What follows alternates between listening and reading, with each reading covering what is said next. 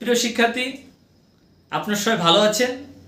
আজকের যে বিষয়বস্তু 11 থেকে 20তম গ্রেডের চাকরির যে বিষয়গুলো আছে সেটা নিয়ে আমাদের আলোচনা।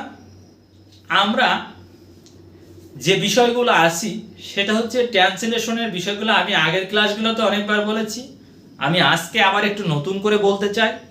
সেটা হচ্ছে এই 11 থেকে 20তম গ্রেডের গুরুত্বপূর্ণ একটা টপিক হচ্ছে ট্রান্সলেশন। সেটা একটা গদবাঁধা রীতিতে আছে। গদবাঁধা রীতি বলতে আপনারা কি বোঝেন? সেটা হচ্ছে যে এখন আমরা 500 ট্রান্সলেশন পড়ব, এই 500 ট্রান্সলেশন মধ্যে থেকেই আপনার ট্রান্সলেশন আসবে।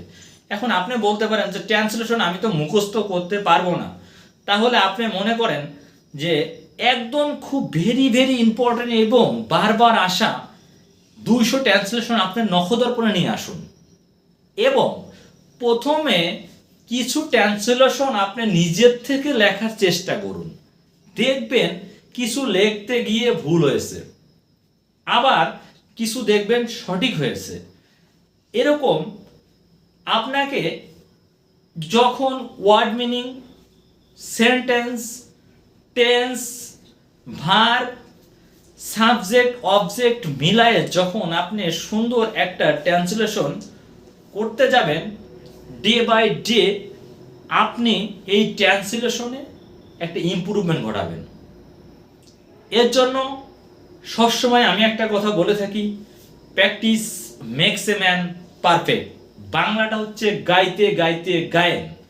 এই ইংলিশটাই, এই প্রবাদটাই পরীক্ষায় থাকে। এর জন্য প্রভাবগুলো একদম মুখস্থ করে রাখতে হবে। আরেকটা কথা হচ্ছে যে চকচক করলেই শোনা হয় না, এরকম ভাবে আয় বুঝে ব্যয় করুন।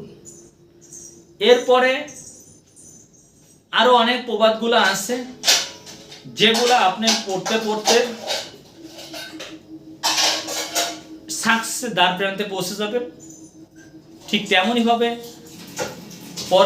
এরকম ভিডিওগুলো দেখতে থাকুন এবং পরবর্তী ভিডিও দেখার জন্য বিশেষভাবে অনুরোধ করছি।